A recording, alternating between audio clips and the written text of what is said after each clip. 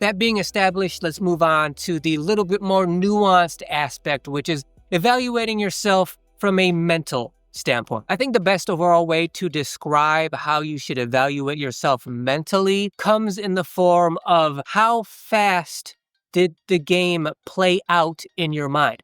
How fast was your perception of the game? So if you want, you can think of it in sort of two extremes, right?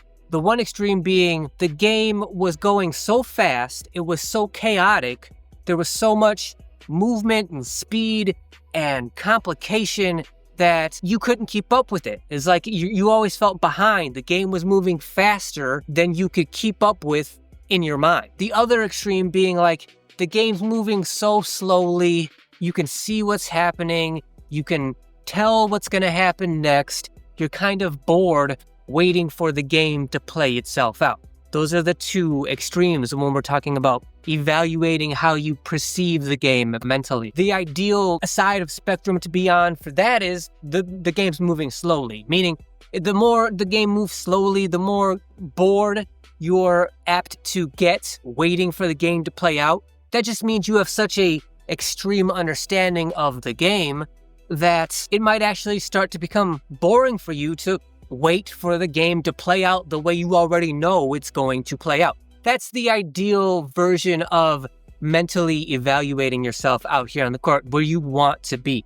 Because the more you understand the game, the more you understand strategy, the more you understand player psychology, the slower the game becomes, and that gives you more time to understand and prepare and to exploit mistakes. So if you find yourself in that position where the game is moving so fast and you're so confused and you feel like you can't keep up from a mental standpoint because everything's just so fast and chaotic out here in your mind, that's okay. It happens to most new younger players.